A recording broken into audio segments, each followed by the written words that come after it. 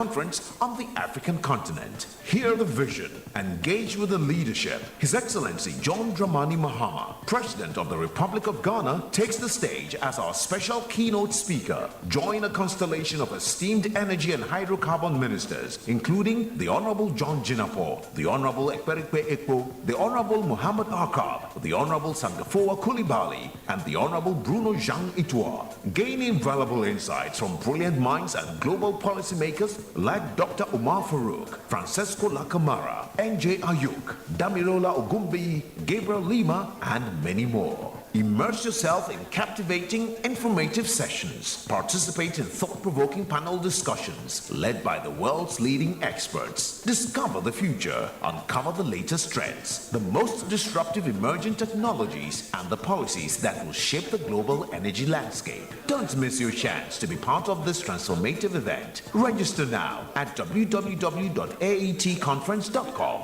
or call +233 50251 9909. or +233 268 800 800 to attend. Exhibit your groundbreaking solutions or become a vital sponsor. AETC 2025, catalyzing energy innovation with the brightest minds. The future of energy is African.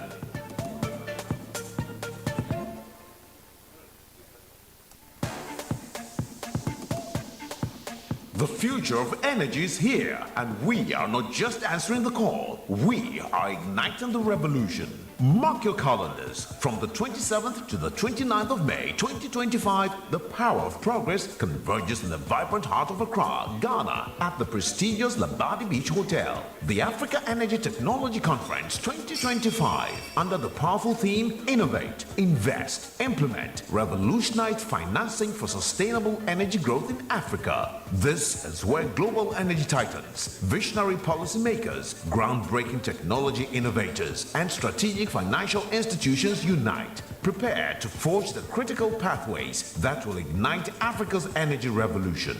The Africa Energy Technology Center, in proud partnership with the Ministry of Energy and Green Transition, Ghana, proudly presents AETC 2025, the first energy technology-driven conference on the African continent. Hear the vision, engage with the leadership. His Excellency John Dramani Mahama, President of the Republic of Ghana, takes the stage as our special keynote speaker. Join a constellation of esteemed energy and hydrocarbon ministers, including the Honorable John Jinapor, the Honorable Ekperikpe Ekpo, the Honorable Muhammad Arkab, the Honorable Sangafoa Koulibaly, and the Honorable Bruno Jean Itua. Gain invaluable insights from brilliant minds and global policymakers like Dr. Umar Farouk, Francesco Lacamara, NJ Ayuk, Damirola Ogumbi, Gabriel Lima, and many more. Immerse yourself in captivating, informative sessions. Participate in thought-provoking panel discussions led by the world's leading experts. Discover the future, uncover the latest trends, the most disruptive emerging technologies, and the policies that will shape the global energy landscape. Don't miss your chance to be part of this transformative event. Register now at www.aetconference.com or call +233 50251 9909. or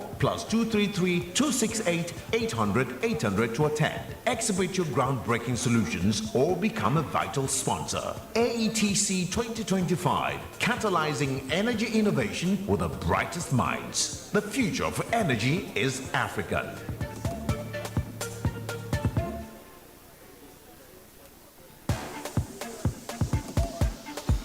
The future of energy is here, and we are not just answering the call, we are igniting the revolution. Mark your calendars. From the 27th to the 29th of May 2025, the power of progress converges in the vibrant heart of Accra, Ghana, at the prestigious Labadi Beach Hotel. The Africa Energy Technology Conference 2025, under the powerful theme Innovate, Invest, Implement, Revolutionized Financing for Sustainable Energy Growth in Africa. This is where global energy titans, visionary policymakers, groundbreaking technology innovators, and strategic financial institutions unite. Prepare to forge the critical pathways that will ignite Africa's energy revolution. The Africa Energy Technology Center, in proud partnership with the Ministry of Energy and Green Transition, Ghana, proudly presents AETC 2025, the first energy technology-driven conference on the African continent. Hear the vision, engage with the leadership. His Excellency John Dramani Mahama, President of the Republic of Ghana, takes the stage as our special keynote speaker. Join a constellation of esteemed energy and hydrocarbon ministers, including the Honorable John Jinapor, the Honorable Ekperikpe Ekpo, the Honorable Muhammad Akal, the Honorable Sangafoa Kulibali, and the Honorable Bruno Jean Itua. Gain invaluable insights from brilliant minds and global policymakers like Dr. Umar Farouk, Francesco Lacamara, NJ Ayuk, Damirola Ogumbi, Gabriel Lima, and many more. Immerse yourself in captivating, informative sessions. Participate in thought-provoking panel discussions led by the world's leading experts. Discover the future, uncover the latest trends, the most disruptive emerging technologies, and the policies that will shape the global energy landscape. Don't miss your chance to be part of this transformative event. Register now at www.aetconference.com or call +233 50251 9909 or +233 268 800 800 to attend. Exhibit your groundbreaking solutions or become a vital sponsor. AETC 2025, catalyzing energy innovation with the brightest minds. The future of energy is African.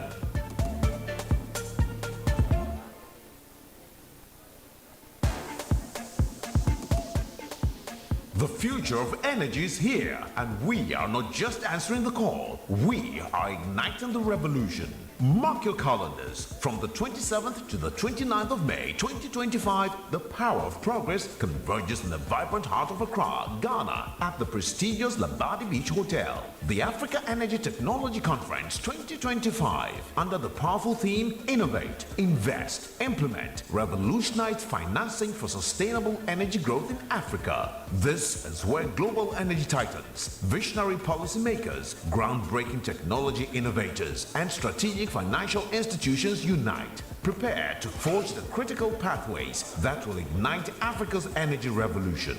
The Africa Energy Technology Center, in proud partnership with the Ministry of Energy and Green Transition, Ghana, proudly presents AETC 2025, the first energy technology-driven conference on the African continent. Hear the vision, engage with the leadership. His Excellency John Dramani Mahama, President of the Republic of Ghana, takes the stage as our special keynote speaker. Join a constellation of esteemed energy and hydrocarbon ministers, including the Honorable John Jinapor, the Honorable Ekperikpe Ekpo, the Honorable Muhammad Akal, the Honorable Sangafoa Kulibali, and the Honorable Bruno Jean Itua. Gain invaluable insights from brilliant minds and global policymakers like Dr. Umar Farouk, Francesco Lacamara, NJ Ayuk, Damirola Ogumbi, Gabriel Lima, and many more. Immerse yourself in captivating, informative sessions. Participate in thought-provoking panel discussions led by the world's leading experts. Discover the future, uncover the latest trends, the most disruptive emerging technologies, and the policies that will shape the global energy landscape. Don't miss your chance to be part of this transformative event.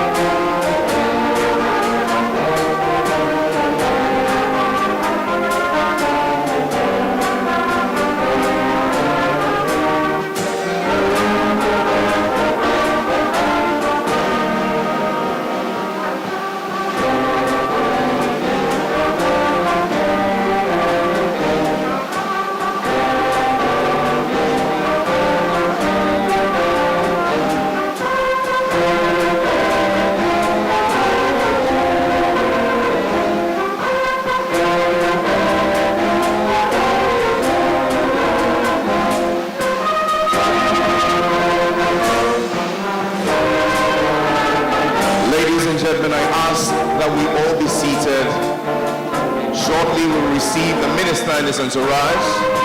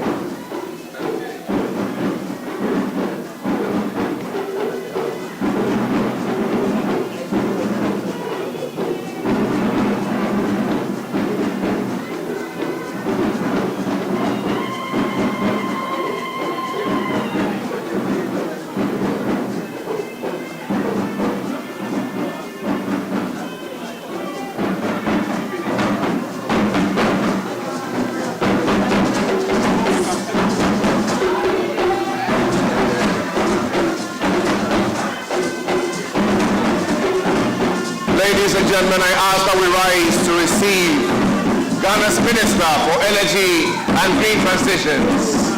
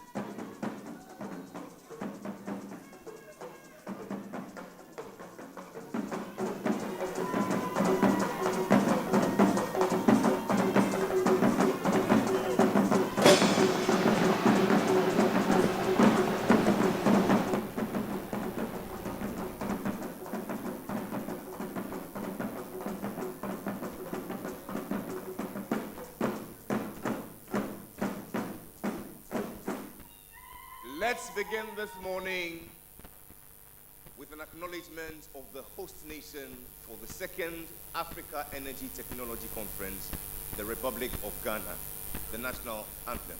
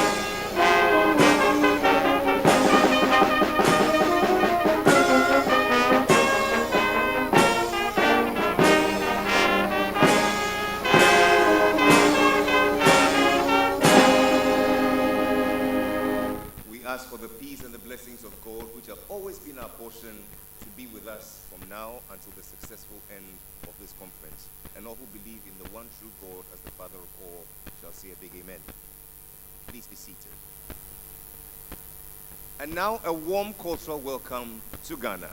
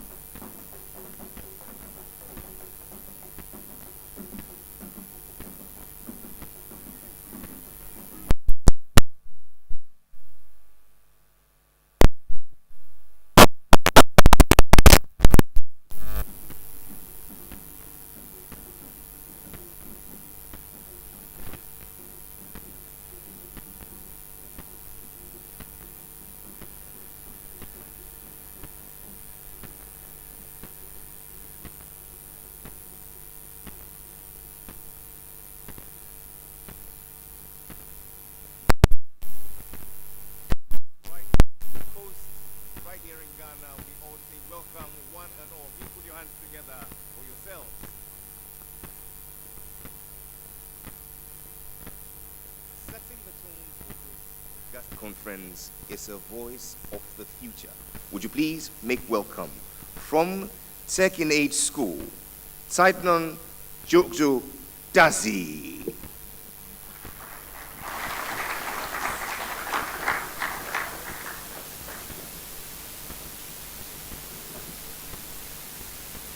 Good morning, distinguished guests, honorable ministers from all over the world. Thank you for this opportunity to share my energy dream with you.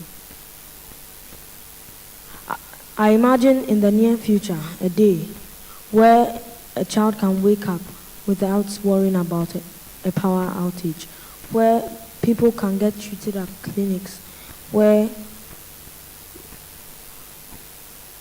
people can go about his or her studies with the internet. However, for many families and children across our continent, that's not the case. Today, I want to focus on investing in solar as an alternative renewable energy source for Ghanaian children. Solar can be made affordable and accessible if we invest in it. Honorable ministers and guests, let's make it easy for children to read in the night without worrying about candles. In rural areas, health clinics should be done so that people don't have to get treated badly, so that people can be treated with proper lighting and equipment. We gathered here last year to talk about Africa being the forefront of energy technology and policy integration in a just energy transition. To do this, we must focus on energy technology and invest in it. We need to bring pride back to Africa by supporting our own energy solutions. We need to promote energy saving and teach communities how to use them. We need to train people on how to use, maintain, and even build clean energy tools. With affordable and clean energy solutions, people don't have to read using kerosene lanterns, and clinics can keep people very safe. Machines can work without any interruptions. Earlier this month, I assembled a solar fan for my personal use at home. So now I don't have to worry about lights out or doomsday, as we call it.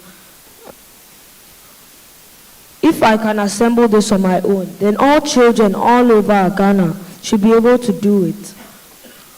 Governments must determine to invest in affordable and renewable energy solutions.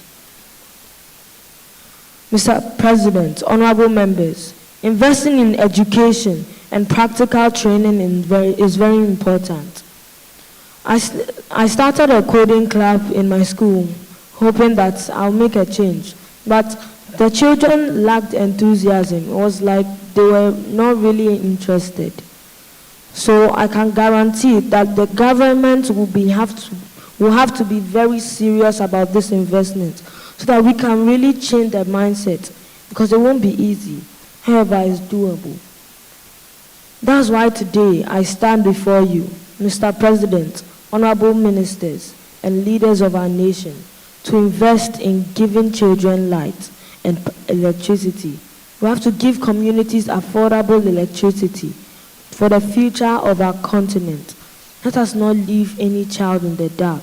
Together, we can light up Africa's future. Thank you. Woo. Ladies and gentlemen, I give to you Saidnon Jojo Dazi from Tech in Age School, Ghana's Minister for Energy 2054. Please put your hands together one more time. And so how many of us resolve to make his dream a reality? Please show by hand. If you're so resolved, then I beg, please rise with me. Let us take this pledge together. As many as can. Please, let's rise and do this. The room seems to be a little cold. If you have your phone here, please turn it on, turn your camera on, and place it on yourself. Activate the camera or the video mode. If you're using a yam, may God help you. I want you to take this vow, please. How many are ready? Please put the phone on yourself and make this recording. I promise to network. Let's say it together. I promise to network with at least 10 new people and to collect enough business cards to build an army to unlock Africa's energy technology potential. I pledge to ask at least one smart question during the Q&A session and to pretend I knew the answer all along. I promise to take less selfies than notes and to use this conference hashtag at least 10 times a day. I vow to eat all the free food, drink all the coffee, and still manage to stay awake during every presentation. I vow to use this forum's Wi-Fi to connect with fellow attendees and not to generate AI responses to assignments from my boss. Finally, I promise to add value to this forum because the future of Africa's energy revolution for my children and their children lies with me. Put your hands together for yourselves. Please be seated. And so if we fail, it's on you. My name is Jerry Ajololo, and on behalf of the Africa Energy Technology Center, in collaboration with the Ministry of Energy and Green Transitions, together with the Africa Petroleum Producers Organization, let me say good morning to you, our guest of honor, our Minister for Energy and Green Transitions, the Honorable John Jinapor MP. Let me say a very good morning to you, our outgoing Minister for Energy, the Honorable Dr. Matthew Opoku Prempeh. Good morning to you, the Secretary General, I beg your pardon, the Minister for Mines, Petroleum and Energy from Ivory Coast, the Honorable Songofowofa Coulibaly Mamadou. Good morning to you from the Africa Petroleum Producers Organization, the Secretary General, Your Excellency Dr. Umar Farouk Ibrahim. Good morning to you, the AETC Board Chair, Mr. Thomas Menu. To you, Excellencies, members of the Diplomatic Corps, directors and officials of governments, agencies, energy technology giants, captains of oil and gas industries from across the globe, civil society organizations, and other interest groups herein gathered, distinguished delegates, members of the press, ladies and gentlemen. It was with profound joy that I welcome you to the second edition of what is touted as Africa's premier energy technology-driven exhibition and networking conference. We're met at a time in Africa when Africa's energy stands at a critical juncture where we need to balance the urgent need for universal energy access with the transition to clean, sustainable power. Despite having vast renewable energy potential, the continent faces financing gaps, policy bottlenecks, and infrastructure deficits. So we ask one important question today. How can we revolutionize financing for a sustainable energy sector for growth in Africa? Any ideas? 3 building blocks come up. Say with me, innovation, investment, and implementation. These are the building blocks, my dear friends, we're going to stand on to build for ourselves this pillar that we require to progress Africa to the next stage, an efficient and sustainable energy sector for our continent. With these words, I say a big welcome to you all and trust that our time here will be memorable and impactful. To welcome us is a woman of depth, a woman of steel, and a woman of great strength who is becoming a voice for sustainable, renewable energy in Africa. She's powered this, ladies and gentlemen, all through the years, and today it is with joy that she welcomes us on behalf of the Africa Energy Technology Center. Would you please make welcome the founder and president, Madame Emilia Cedar Palm Akuma.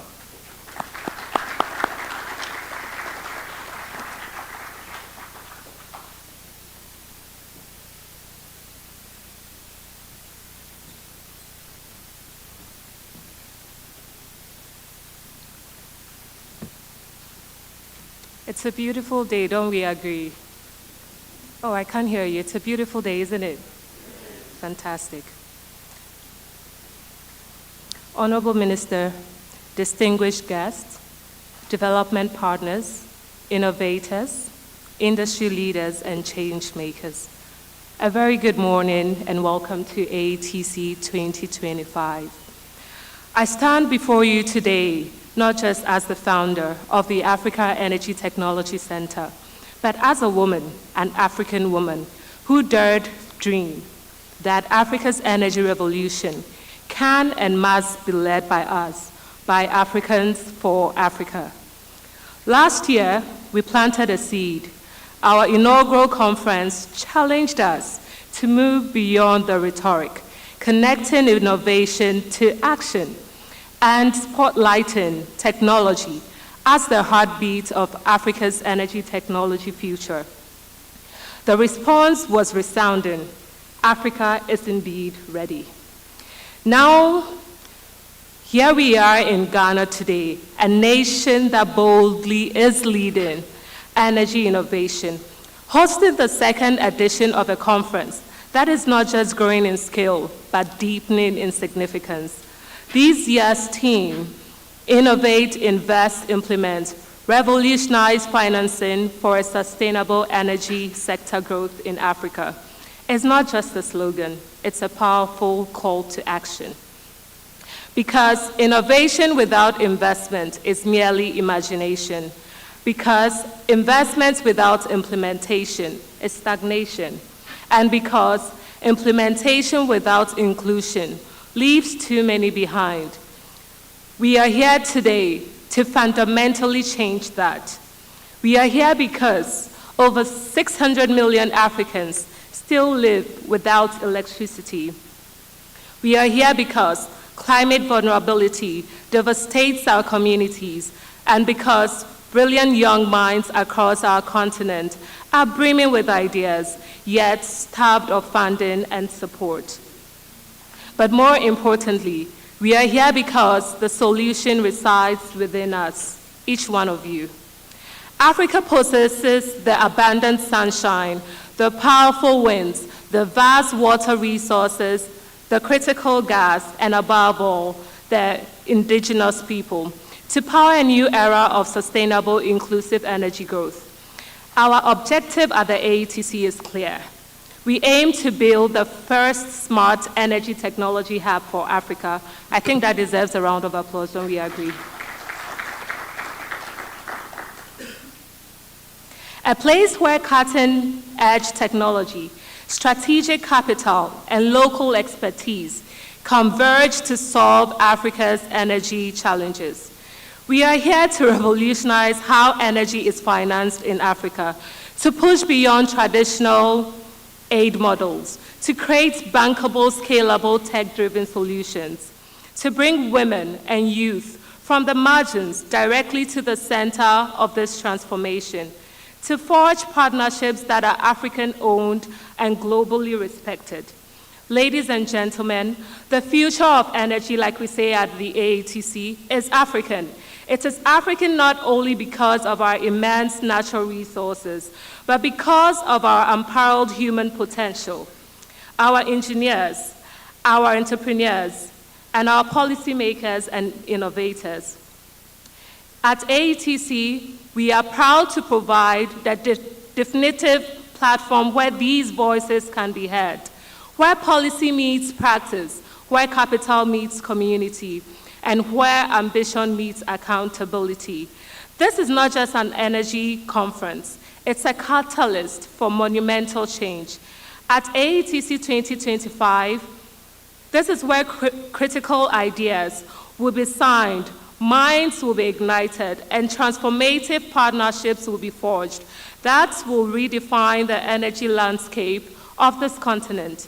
To our invaluable partners, the Ministry of Energy Ghana, Honorable Minister, the Africa Energy Chamber, APPO, and all other international collaborators, thank you so much for your unwavering belief in this mission. To the President of the Republic of Ghana and all distinguished dignitaries present today, Your presence powerfully affirms our commitment to positioning Africa at the forefront of the global energy transition.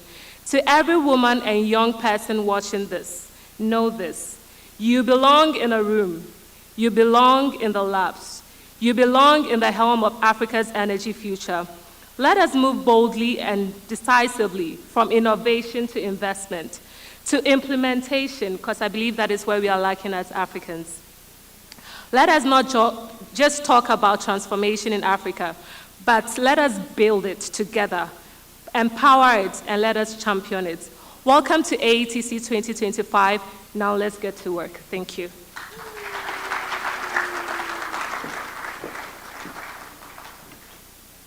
And how about another round of applause for tireless advocates for a sustainable future and an end to energy poverty in Africa. We thank you ever so much, Madam Emilia Cedar Palm Akuma, for that warm note of welcome. You clearly give meaning to our theme that we're reflecting on today: innovate, invest, implement, revolutionizing financing for sustainable energy sector growth in Africa. Our themes is particularly of essence because it speaks to the urgent need to overcoming financial, technological, and policy barriers to unlock Africa's vast energy potential. It is for this reason we're delighted to be joined by the African Petroleum Producers Organization, APPO. Would you please make welcome for a statement the Secretary General, His Excellency Dr. Umar Farouk Ibrahim.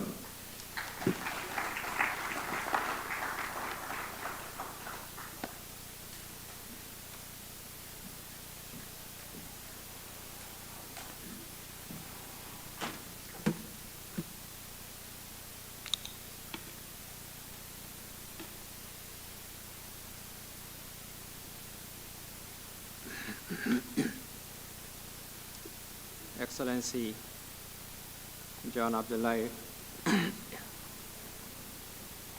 Jinapo, Minister of Energy and Green Transition of the Republic of Ghana, Excellencies Ministers, Excellency Gabriel Lima Obiang, my good friend Ms. Anibal Kraga, the Executive Secretary of the African Refiners and Distributors Association, the Chairman and President of the Africa Energy Technology Conference, distinguished ladies and gentlemen.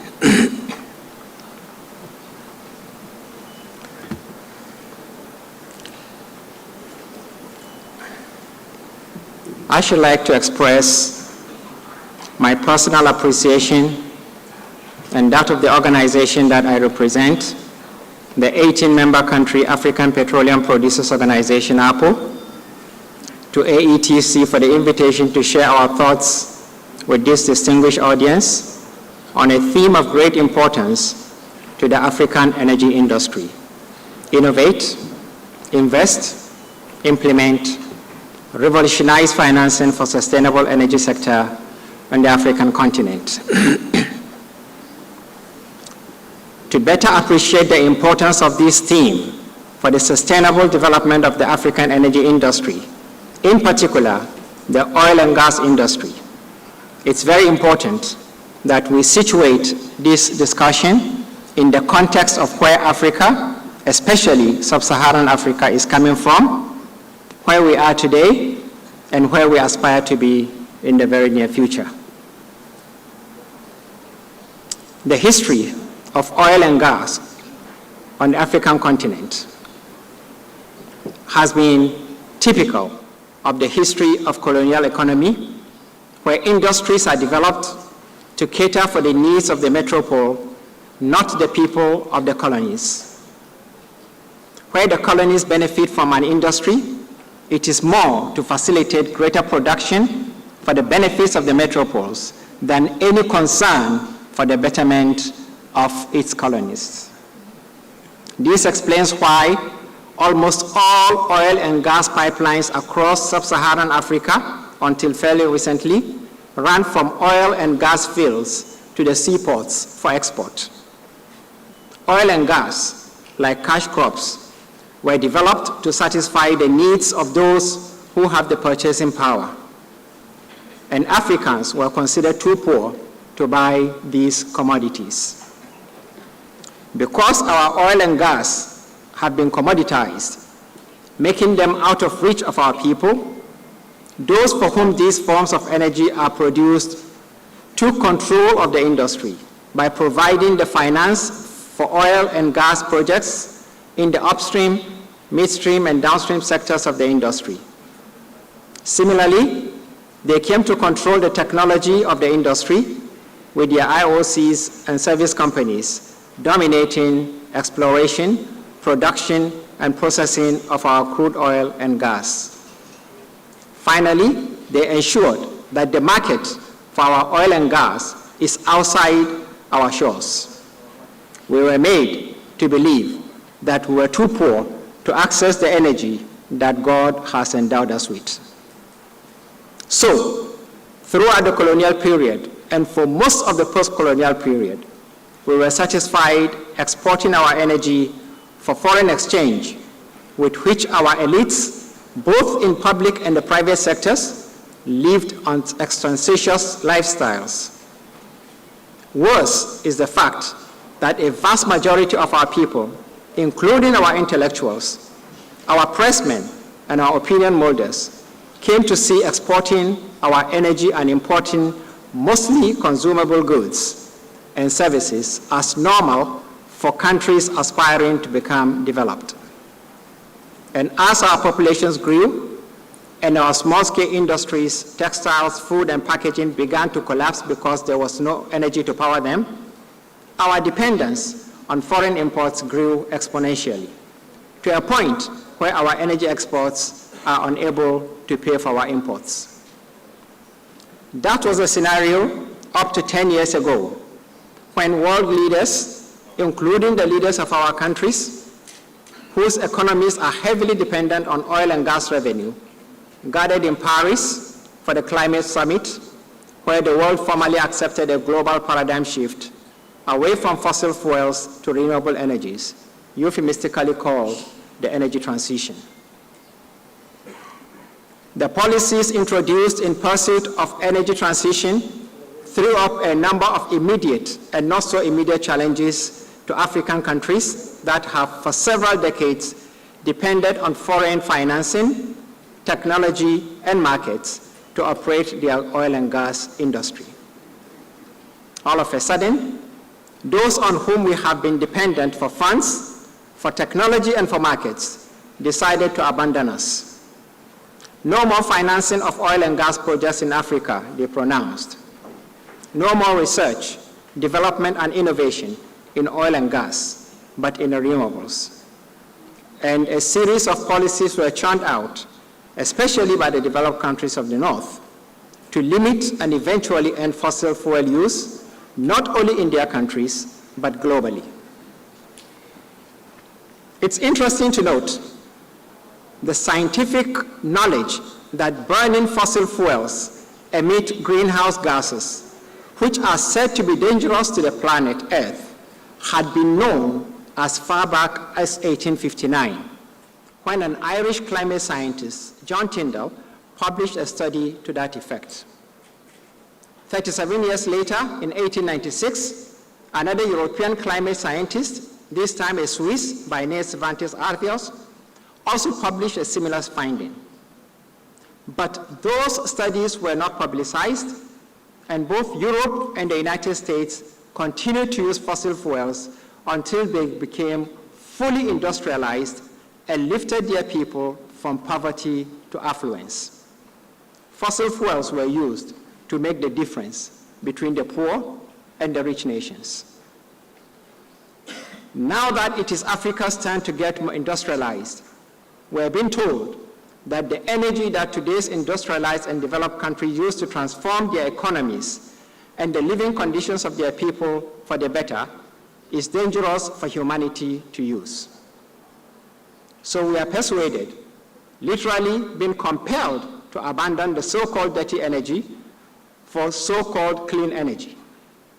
Sadly, many of our leaders, including our university professors and intellectuals, have come to accept this bait, and they are propagating it to the common people.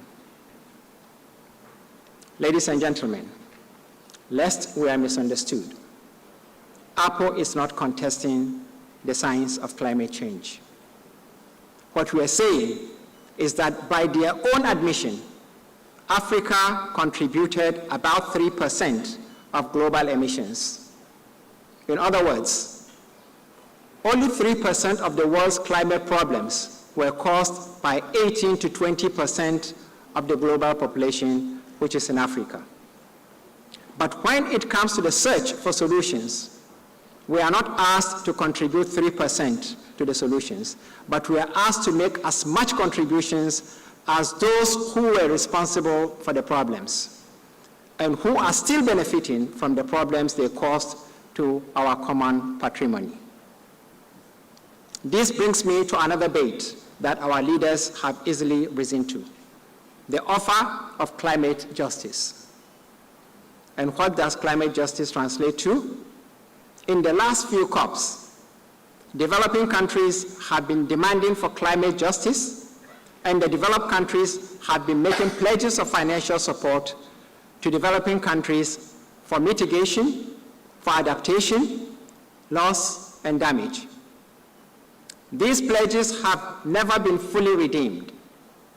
Yet, our leaders keep believing that their countries stand to benefit from so-called climate funds. It is my belief, and this time I speak as Omar Farouk Ibrahim, not at the Secretary General of APPO, because I have my minister here. He will say we didn't discuss it at the Ministerial Council. I believe that climate justice cannot be reduced to dollars and cents. Climate justice should rather focus on getting those who, out of their selfish interest, destroyed our common patrimony of all living beings on the earth to repair the damage they have done to the earth. This is even more so as these people have the technology to remove quite a sizable proportion of the 2,500 gigatons of emissions that they have put in the atmosphere over the last 150 years.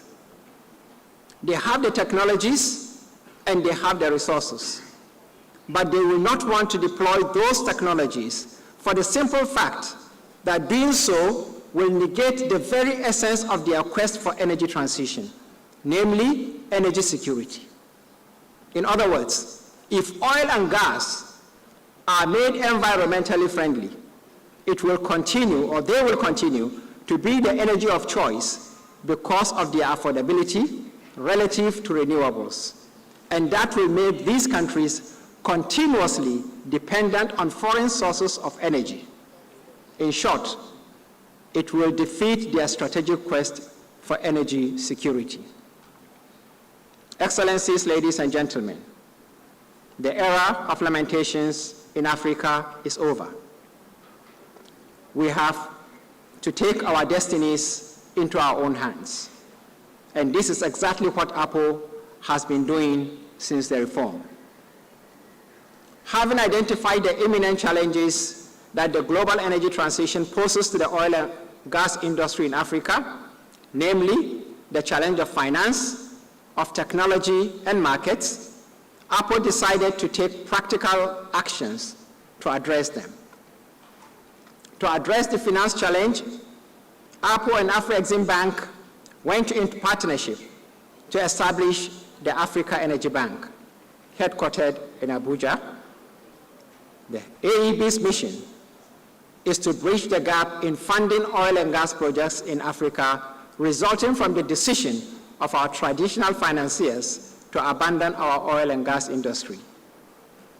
In other words, we are telling the world that Africa is not prepared to abandon the over 125 billion barrels of proven crude oil reserves and over 630 trillion cubic feet of gas in its subsoil in the name of energy transition, when we have the largest proportion of the world's population, about 1 billion. about 1 billion living without access to modern energy, and some 600 million without access to electricity. We will speak more about the Africa Energy Bank in a special session in the course of the conference. To address the technology challenge, APPO created the Forum of CEOs of APPO member countries, national oil companies. And here I want to recognize the CEO of the Ghana National Petroleum Corporation, who is here with us. We also created the Forum of Directors of Oil and Gas Research, Development and Innovation Centers. Finally, we created the Forum of Directors of Oil and Gas Training Institutions of our member countries. Our objective is to pool resources together with a view to having regional centers of excellence in the various centers of the oil and gas industry on the African continent. That way, we avoid unnecessary duplication of efforts where each of our countries spends a lot of money trying to establish institutions which are better established multilaterally. We are doing the same with the Forum of Directors of Training for capacity building in oil and gas manpower across our countries. Finally, to create markets for our oil and gas in the African continent, especially now that our traditional markets are committed to abandoning our energy. And I must say here that we should not be fooled by the temporary respite that the oil and gas industry is getting from the advent of the Trump administration. We have to establish the required energy infrastructure to facilitate growth of regional and eventually continental energy markets. Let me at this point once again recognize His Excellency Gabriel Obiang Lima, President of CABEF Strategic Partnership and Financing Committee of the CAPS, for the initiative to start the CAPS project and for the unparalleled devotion to the cause of the project that he has demonstrated. Gabriel shall be speaking about the CAPS during the conference from the program I've seen.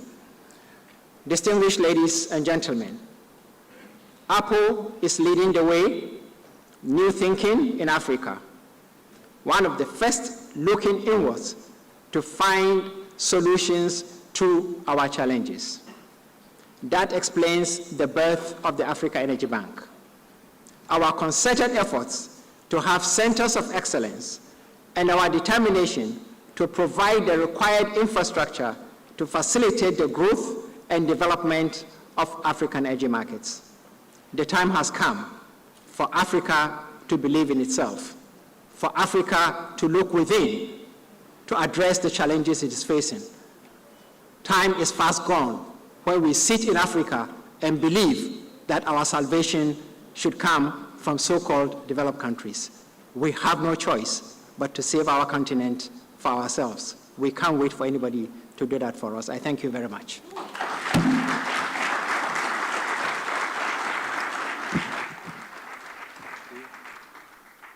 One more time, let's appreciate the voice of an African statesman.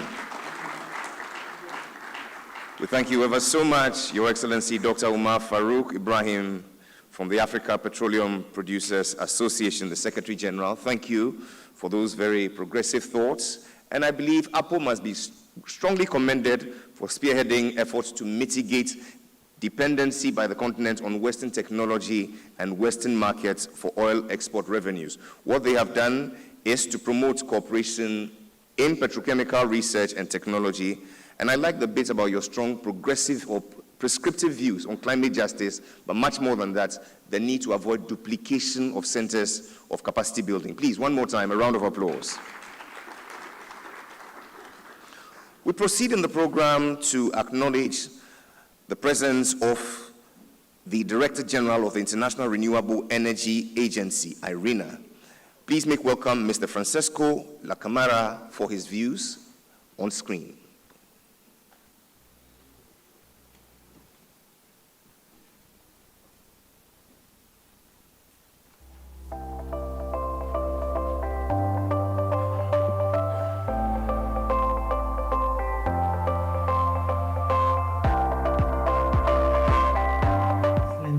President Mahama, Honorable Ministers, distinguished colleagues, it is a pleasure and privilege to share these remarks at the second annual Africa Energy Technology Conference. Please, that is the AI version of the man I mentioned. Give me the original, please, Mr. Francesco La Camera.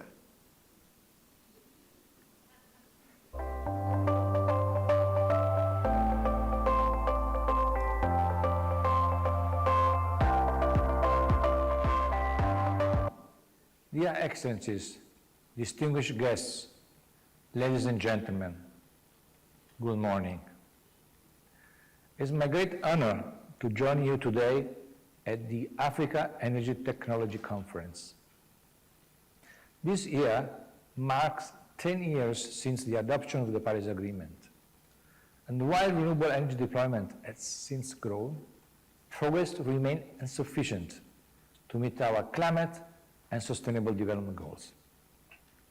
Under the landmark UAE consensus adopted at COP28, the global community undertook to triple renewable energy capacity to 11.2 terawatts and double energy efficiency improvement by 2030.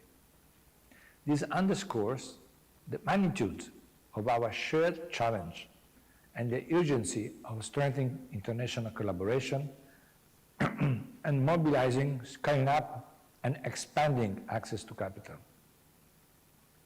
Africa's energy transformation is a key priority for ARENA. Ghana thus possesses vast energy resources that can significantly support its energy transition, moving from fossil fuels towards cleaner, more sustainable energy sources. For the continent, renewable energy is not just a climate priority, but a pathway to socio-economic transformation. However, unfortunately, the geographic deployment of renewable power remains highly uneven, with Africa accounting to only 1.5% of global installed capacity in 2024. As a response, the Nairobi Declaration, adopted at the 2023 Africa Climate Summit, set a bold vision to a five-fold increase in renewable capacity by 2030. To thus translate this ambition to concrete action and accelerate Africa's energy transition, ARENA, under the leadership of Kenyan President Ruto, has launched the Accelerated Partnership for Renewable in Africa, APPO. This initiative offers a unique platform tailored to Africa's energy needs and focuses on three pivotal areas: mobilizing financing, delivering technical expertise and capacity building, and engaging with the private sector to drive innovation. APPO currently includes 9 African nations: Kenya, Ethiopia, Ghana, Namibia, Rwanda, Sierra Leone, Zimbabwe, and newly joined members Mozambique and Djibouti. Few more are expected to join in the coming month.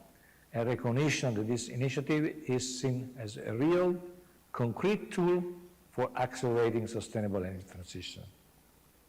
Last October, we also organized our first APPO Investment Forum in Nairobi, and our next one will be held this year in Sierra Leone.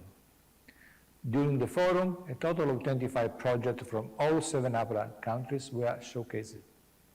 Together, these projects cumulatively represent around 1 gigawatt of renewable power and an aggregated total project investment of $2.5 billion. This initiative is contributing to advancing renewable energy deployment and channeling investments into energy transition. In order to further succeed, it requires a consolidated framework for regional cooperation to enhance strategy and actions in a more coordinated manner.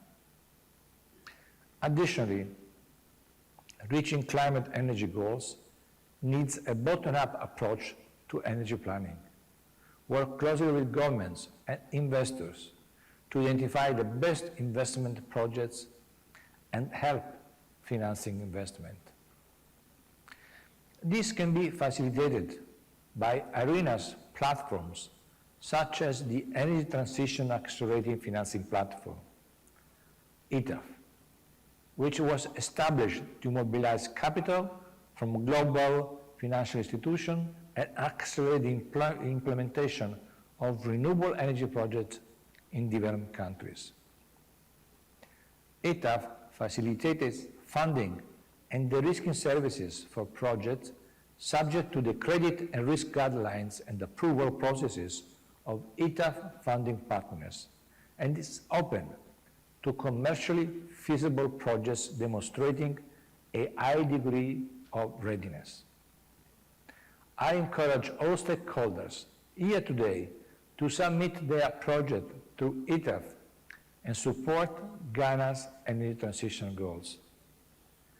The building of a new energy system is not just a technical challenge. It is a collective endeavor that requires sustained commitment and collaboration from all stakeholders.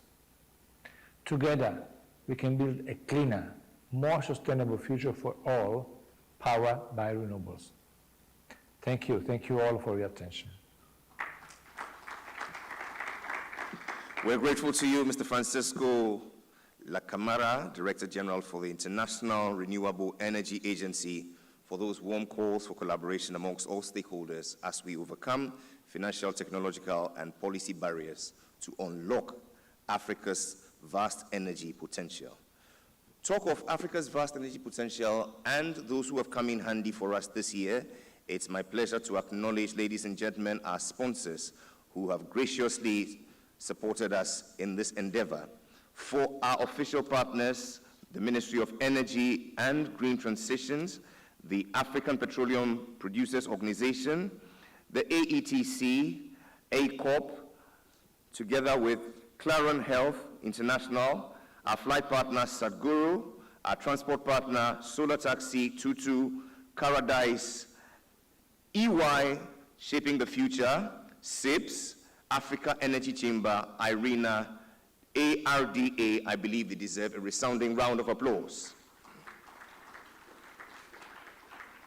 For our sponsors, bronze, we have Applied Technologies, MODEC, EY, CIWE, Ghana Engineering Limited, Bui Power Authority. Let's hear it up for them too. What can we do without our silver sponsors, the Africa Energy Chamber, NPA, the Volta River Authority, NLNG, Tetracore, and Gridco. Please, let's hear it up for them too. And finally, ladies and gentlemen, for our platinum, our diamond sponsors, AETC, our gold sponsors, Gabon Oil Company, and our platinum sponsor, Sonangol. Please, a round of applause for them all too. It is my pleasure now to invite for a message from our platinum sponsor, Sonangol, Angola's National Oil Company. Please lend your attention to the screen for their message.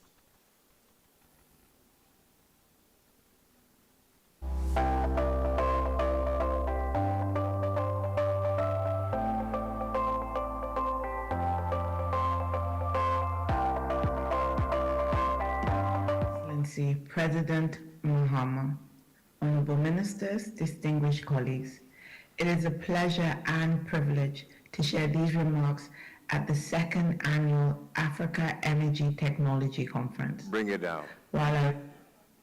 Ladies and gentlemen, this is what happens when your operator hasn't had breakfast. Please forgive him. Let's take it again.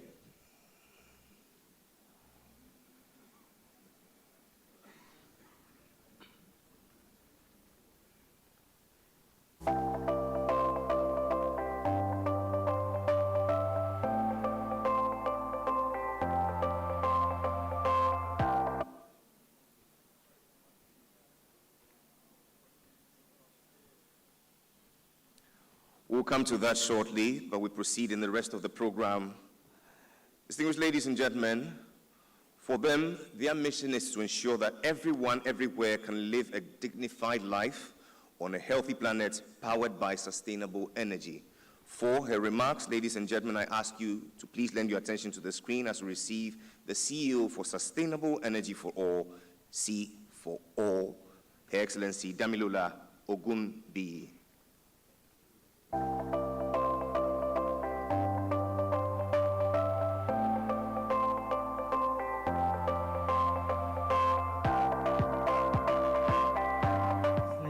President Mahama, honorable ministers, distinguished colleagues, it is a pleasure and privilege to share these remarks at the second annual Africa Energy Technology Conference.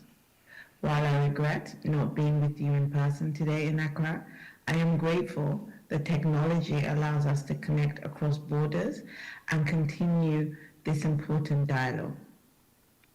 Today, I would like to highlight an issue that is deeply personal and profoundly urgent: the silent crisis of dirty cooking fuels. Across Africa, millions of women and children breathe in toxic smoke every day, caused by a lack of clean fuels and technologies. The continued reliance on polluting cooking fuels causes over 4 million premature deaths each year and is one of the greatest yet most solvable public health challenges of our time. The continent also loses nearly 4 million hectares of forest every year due to unsustainable cooking practices and environmental costs we simply cannot afford. But we are not without solutions. Technologies such as electric cook stoves and clean fuels are available and scalable. The challenge lies in deploying them at scale and speed and ensuring that no community is left behind. This is why we need urgent, robust policies, dedicated infrastructure, and above all, significant investment. We're very honored to support the government of Ghana in developing its energy compact under Mission 300, which is the ambitious electrification efforts of both the World Bank and the African Development Bank to provide electricity to 300 million Africans by 2030. Organizations like ourselves, Sustainable Energy for All, is also directly supporting the Ministry of Energy to make sure that the compact produced by Ghana is of the top quality but also investable. The Energy Compact, once complete, will outline the energy sector reforms, investment opportunities, and measurable targets to expand clean energy access and clean cooking solutions.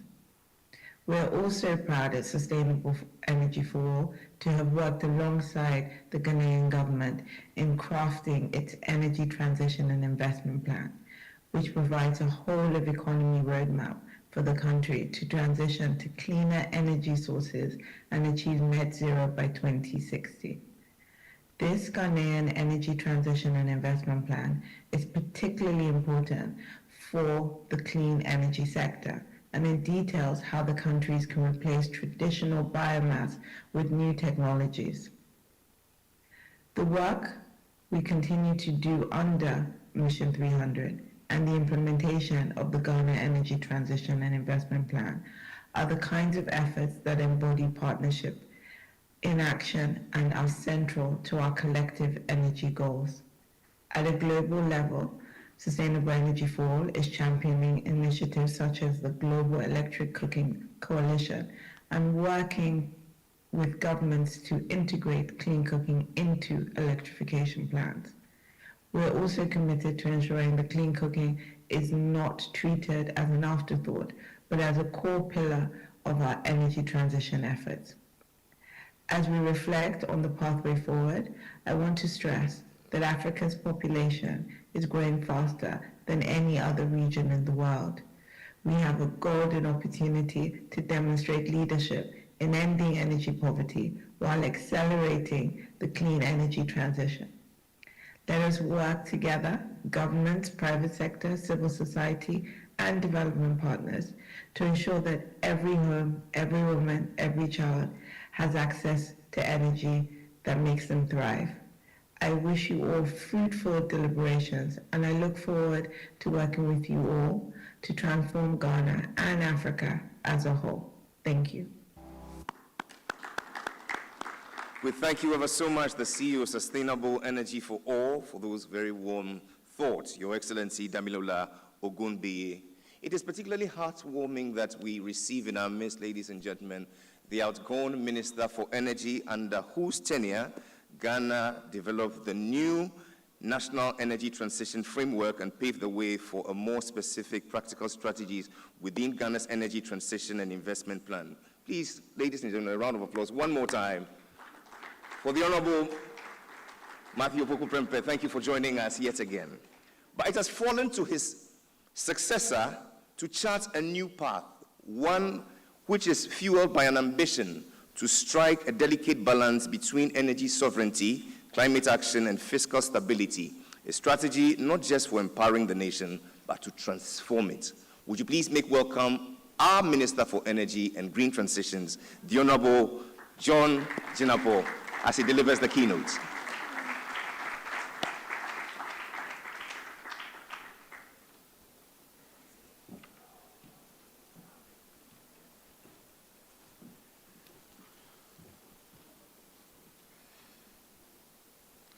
Thank you very much,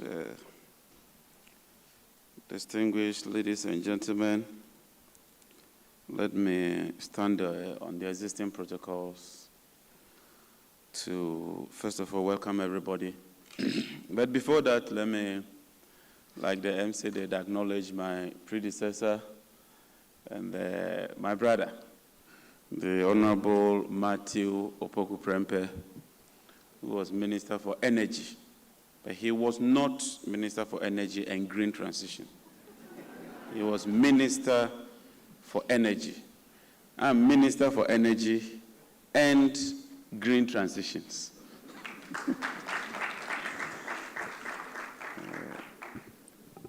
Ladies and gentlemen, it is indeed a great pride that I welcome you to the 2025 Africa Energy Technology Conference here in the beautiful city of Accra.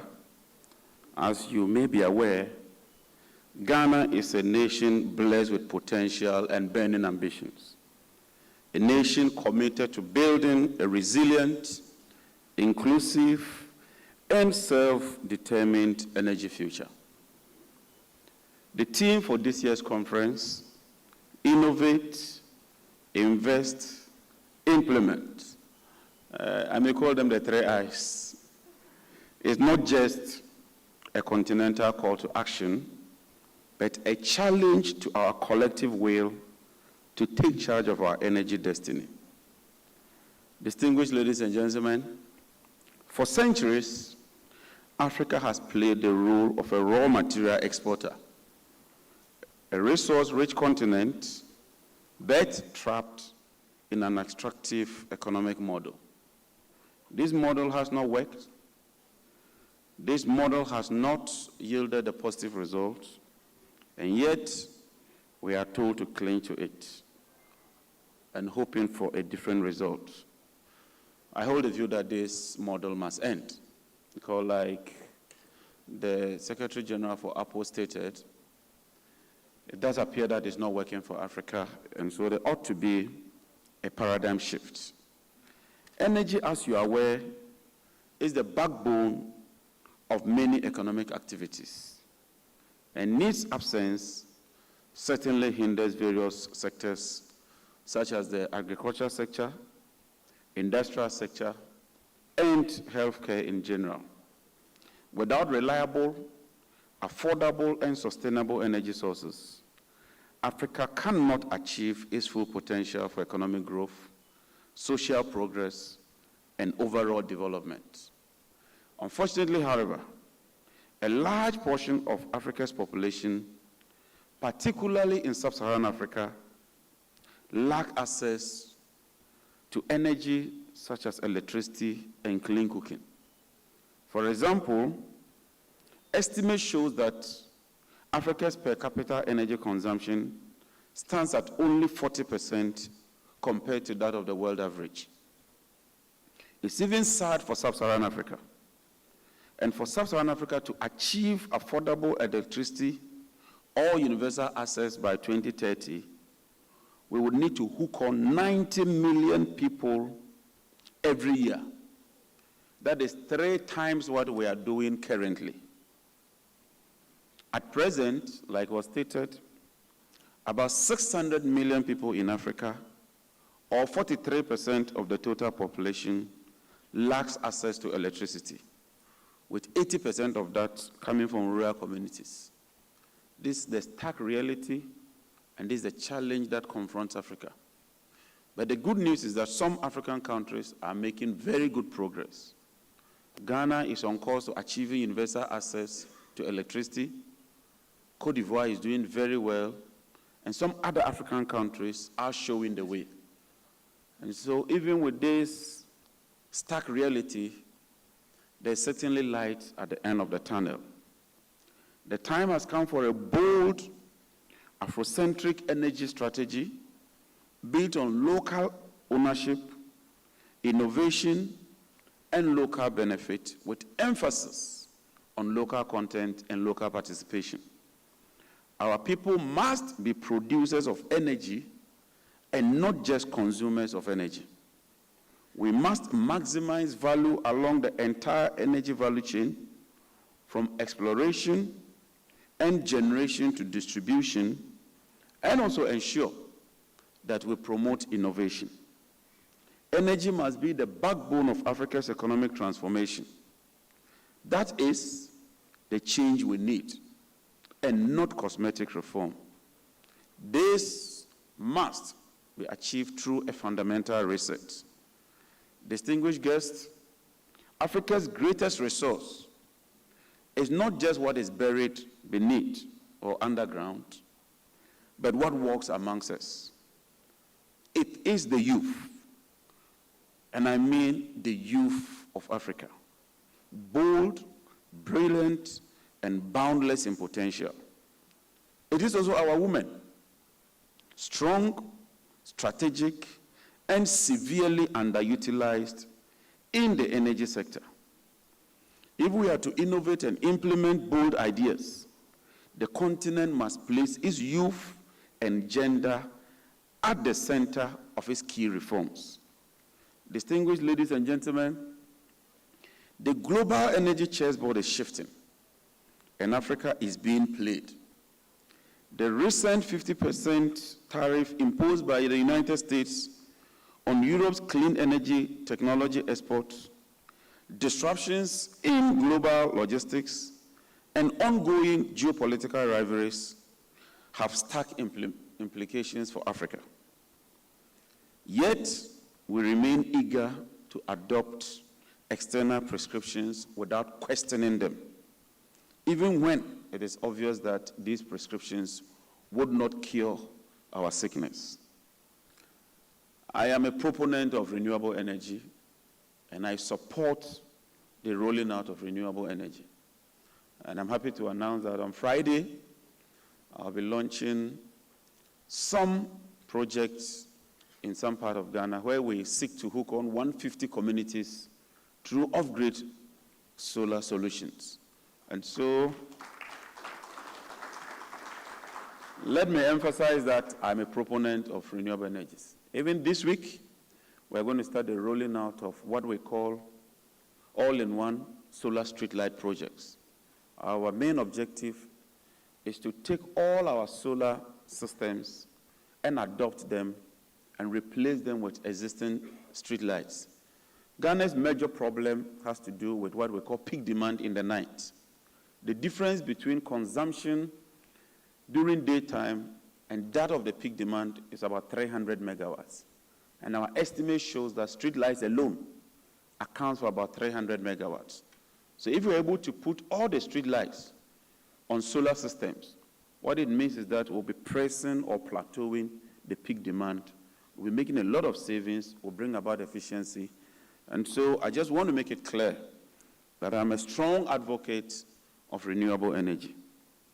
However, despite being a strong advocate of renewable energy, I believe that there should be an equitable contribution towards our growth and our quest to achieve net zero. And like the previous speaker asserted, Africa contributes just about 3% to global warming. And yet the focus is on Africa, Africa, Africa. Take coal, for instance, or nuclear power. Western nations have started reviving their coal industry and nuclear power. But Africa, we are told to abandon them. And you and I know that to achieve industrialization, you need what we call cheap base load power. And cheap base load power would normally come from either hydro, either coal, nuclear, or some very cheap power. And so whilst we acknowledge that Africa must contribute towards global and environmental sustainability, we believe that it ought to be done in an equitable manner. The transition ought to be fair, it ought to be just, and Africa must be allowed to unearth its potential so that we can have a balance and a mix that does not discriminate against Africa. Africa must define its own pathways to liberate it from energy poverty through science, driven by context, and unapologetically in our own interests.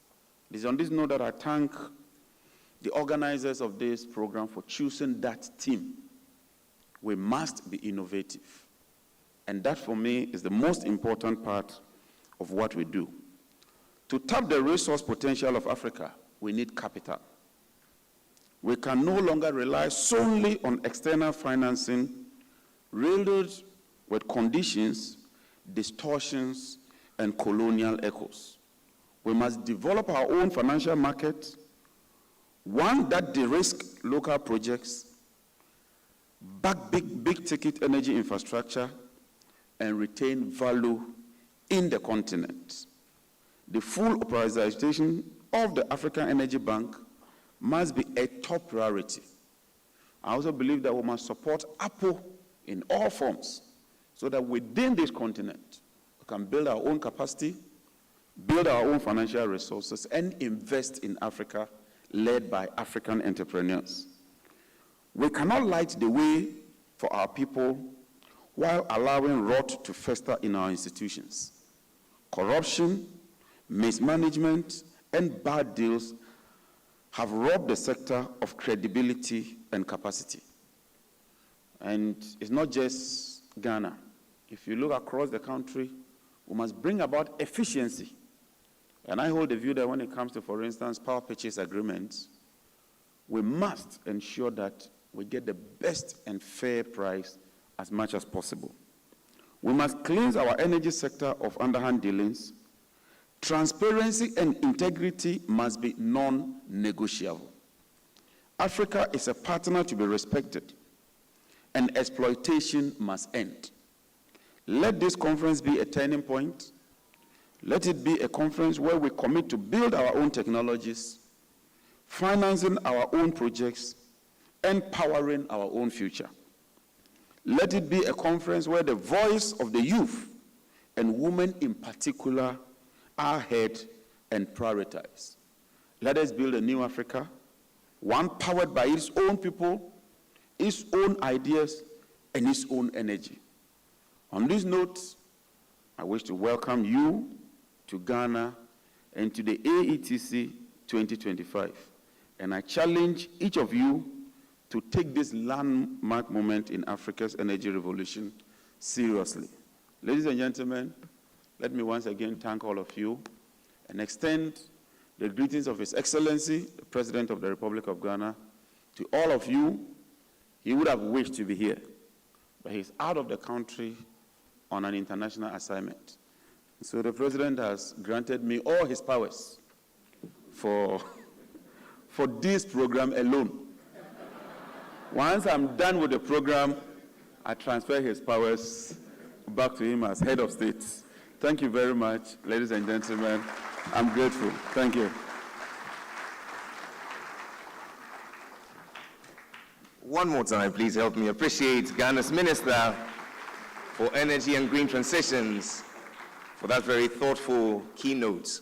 And although we committed to innovation, investment, and implementation, he added one more I, that of inclusion, calling on the participation of women and youth. And ladies and gentlemen, with the reset agenda of the government of the Republic, which seeks to focus on re-engineering various sectors of our economy for sustainable development, I believe this conference will be a turning point to unlock billions of funds in investments and setting a blueprint for sustainable energy for Africa's energy transition. To this end, I ask, is our video ready? Our lead sponsor, please.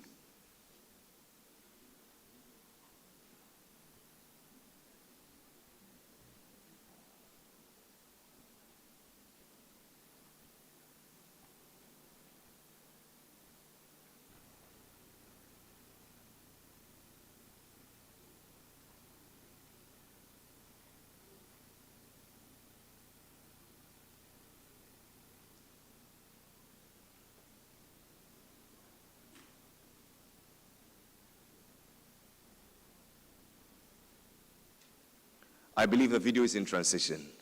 We'll work it out and then we'll bring it shortly. But to this end, this is the opening ceremony. We've come to the end of it. We shall now take a few photos and allow the official party to take leave of us to the exhibition area. We shall then break for coffee and tea for exactly 15 minutes, and then we'll reconvene for a very important conversation bordering on our theme. To this end, I ask that we rise and acknowledge our host nation once again with the national anthem, God Bless Our Homeland Ghana, and make our nation great and strong.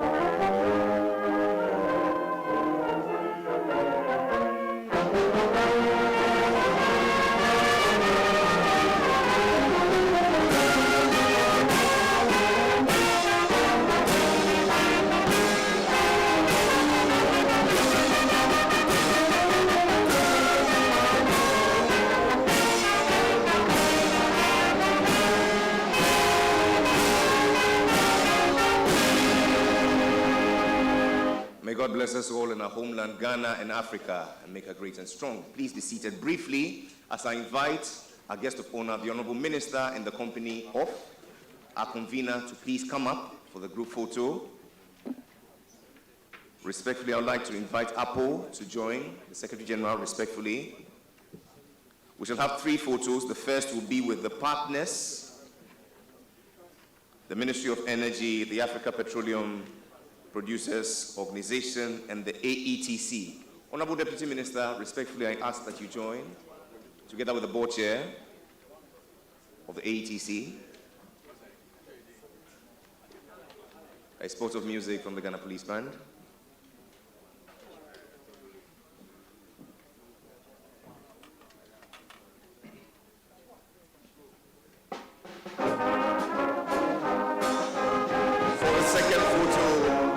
Respectfully, I invite the Honorable Dr. Matthew to please join.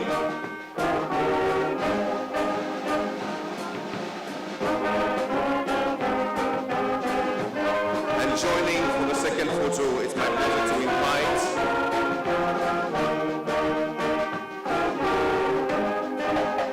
Mr. Zakaria Dosu, MD for the Africa Energy Investment Corporation, Chairman, Central African Pipeline System, Strategic Partnerships and Funding Committee.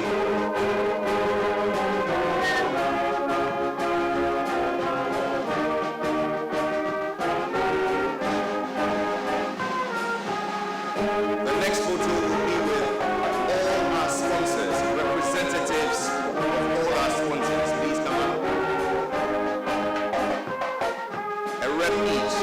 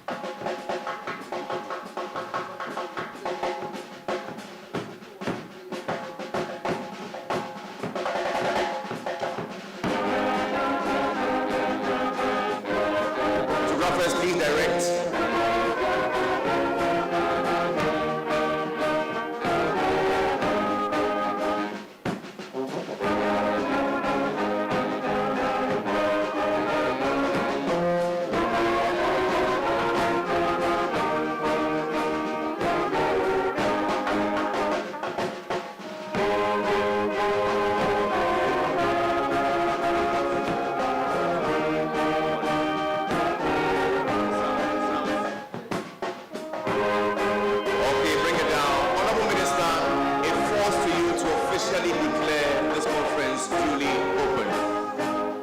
One.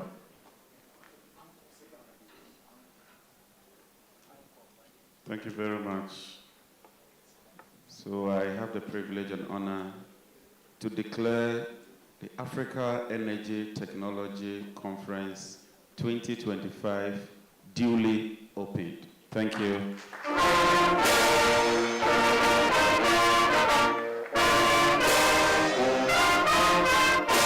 With 3 happy cheers, hip hip, and hip hip. We thank you ever so much, Honorable Minister, together with your entourage. Let's please remain standing as the Minister and his team take leave of us first, and then we shall all be led out in sections. We reconvene here in 15 minutes to begin the first conversation for the conference. Thank you.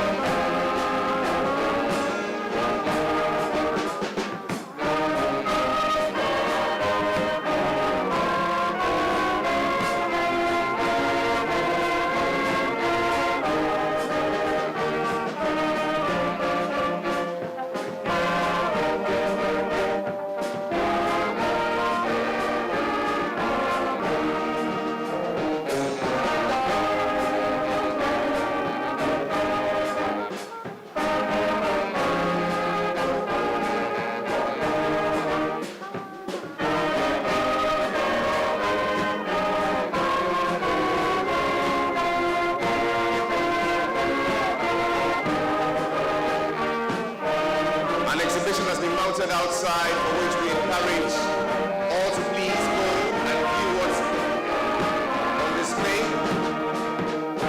The Honorable Minister will lead, and then we shall all be led in sections. Thank you.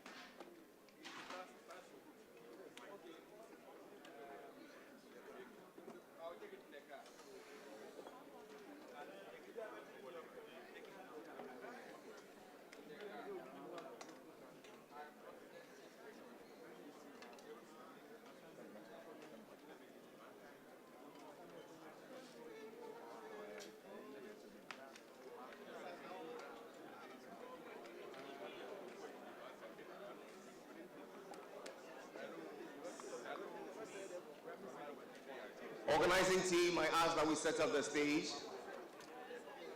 We're all set for the next conversation, please.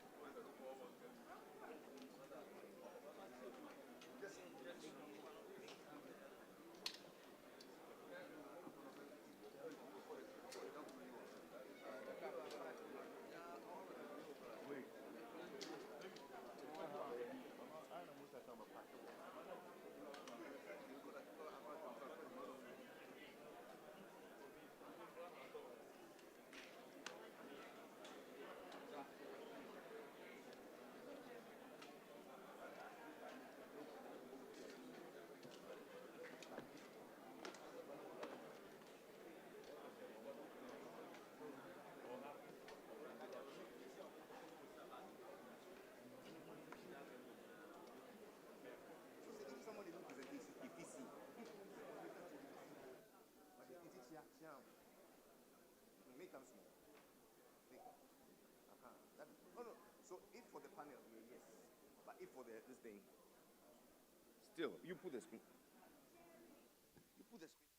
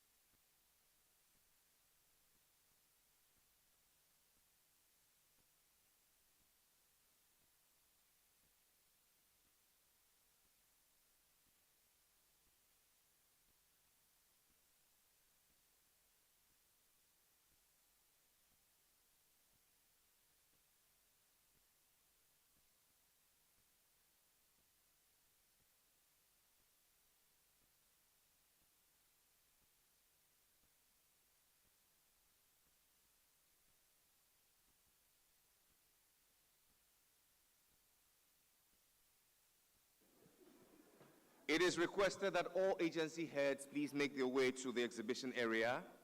We need you. All agency heads, would you please proceed to the exhibition area? While at that, please note that we reconvene in 5 minutes to begin the first conversation.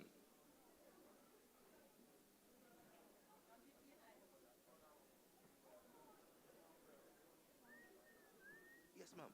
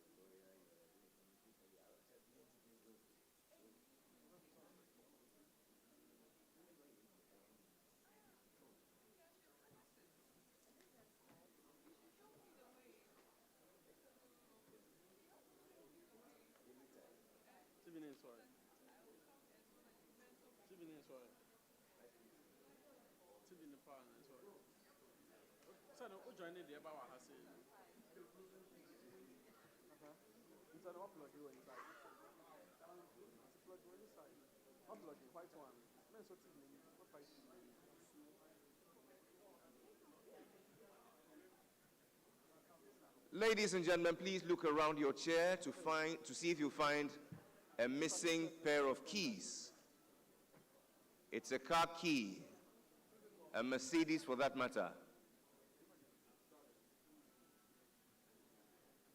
A Mercedes car key which has been misplaced.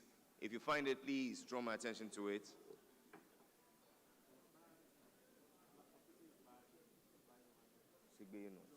Wait, oh, no.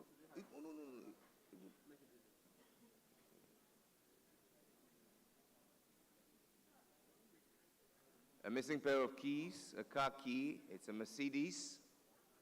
If you find it, please draw my attention to it. Thank you.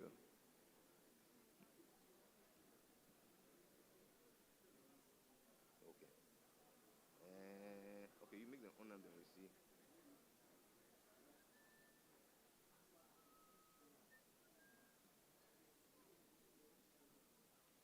Like this, good.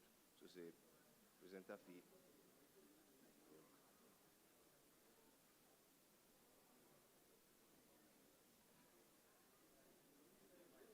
They go use clicker. No, but clicker day. Wait, you go use on this one. Okay.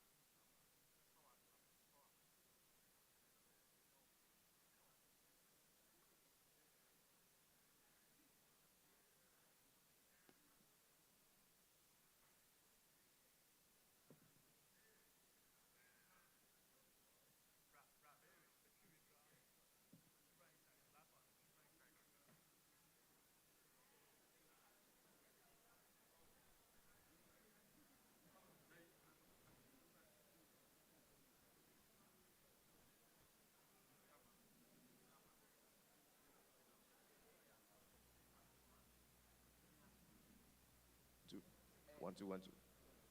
Ladies and gentlemen, it's time for us to reconvene. I ask that we all make our way back.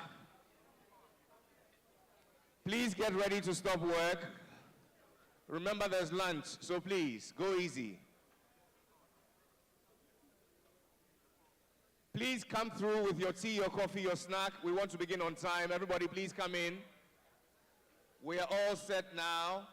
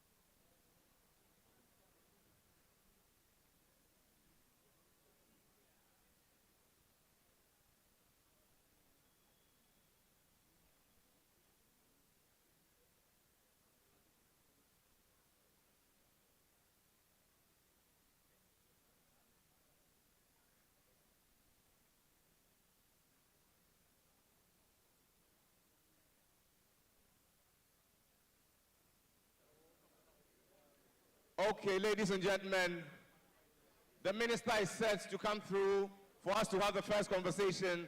Let's please make our way in. Please, let's make our way in. You can come through with your tea or coffee. Let's just make our way in so that we begin on time.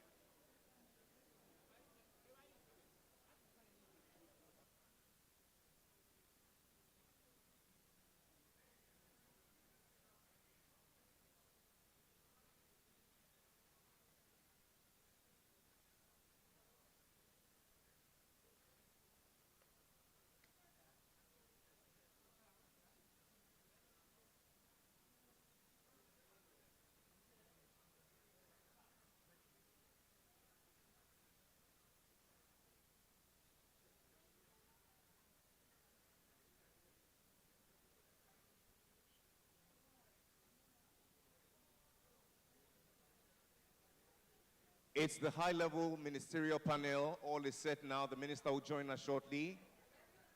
Distinguished delegates, I ask that you please make your way in. Come through with your tea and your coffee.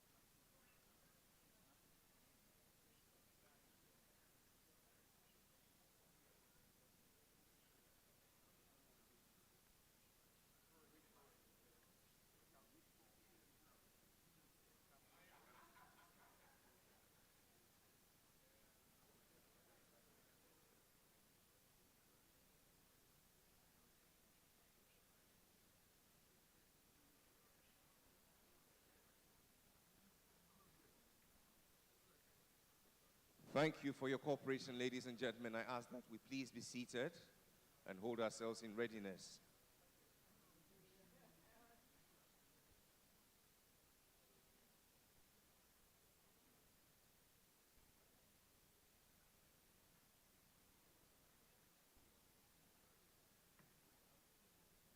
Stage.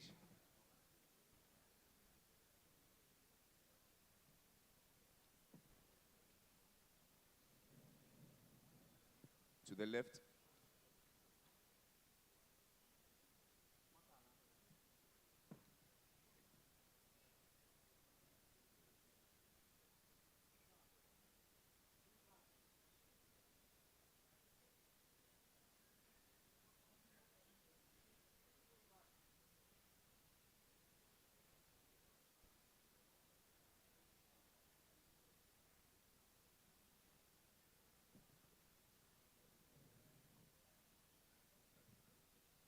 A little to the left.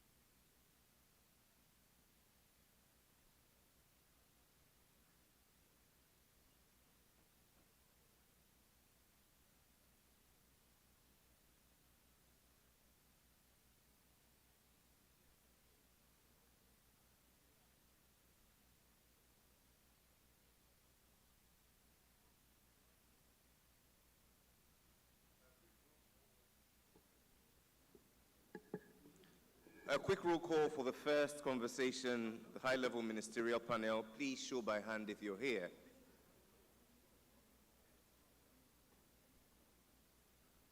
The Honorable Biram Souley Diop, please show by hand. Thank you. The Honorable Sangafoa Coulibaly Mamadou. Okay. Mr. Thomas Mainu will be joining us here already. Mr. Gabriel Obiang Lima. Thank you. The Honorable Mohammed Akap. Thank you. S.E.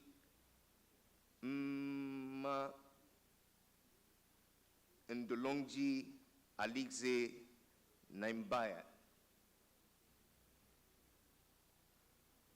Forgive me, but that sounded like a Wi-Fi password.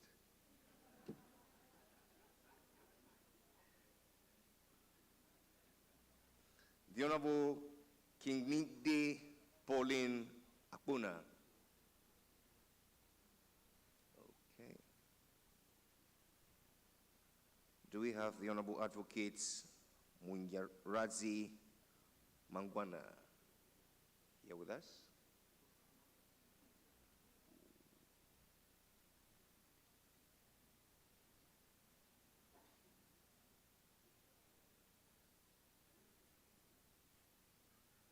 His Excellency Dr. Omar Farouk Ibrahim. Okay. His Excellency Right Honorable Ekperibe Ekpo.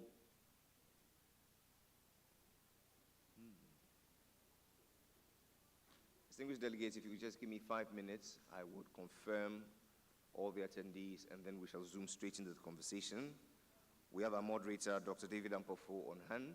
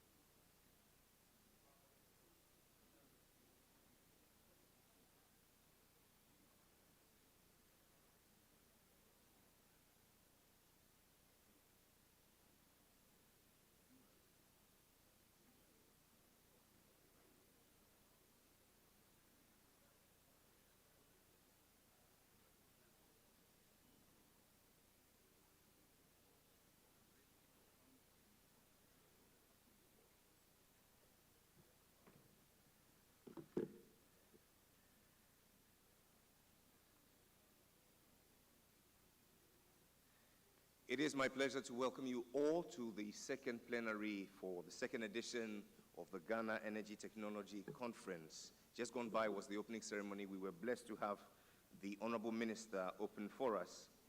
Representing him here is his deputy. It's my pleasure to invite to take his place right here in the middle, the Honorable Richard Jan Mensah. A round of applause as he comes.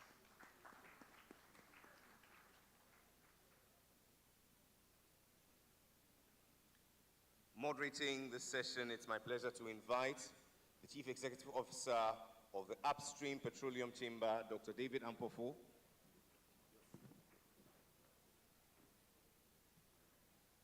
A round of applause for Dr. David Ampofo. My pleasure it is to invite His Excellency Dr. Omar Farouk Ibrahim, Secretary General of APPO. Please welcome him warmly.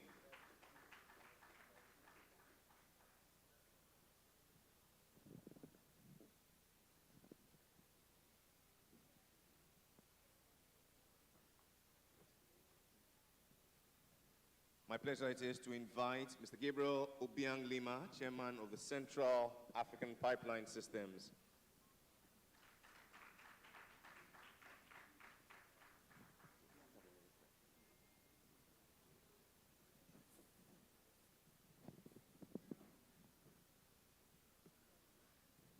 It is my pleasure to invite Mr. Thomas Menu, AETC Board Chair.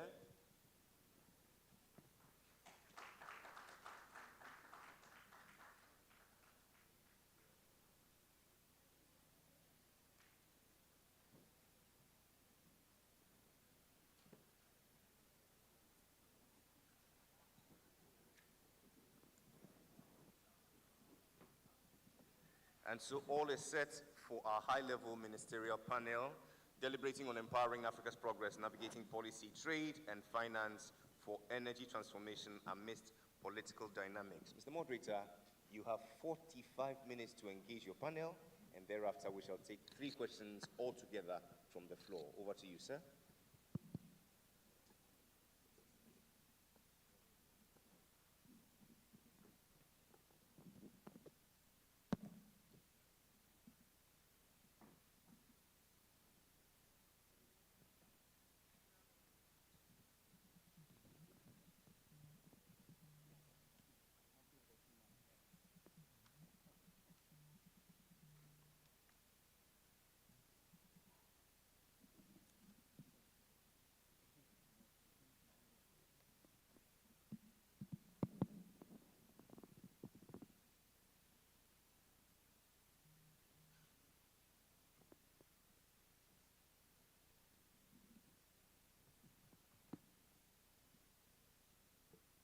We precede this high-level conversation with a keynote that will be delivered by a member of the panel, the chairman of the Central African Pipeline Systems Strategic Partnerships and Funding Committee, and thereafter we proceed with the conversation. Please make welcome Mr. Gabriel Obiang Lima.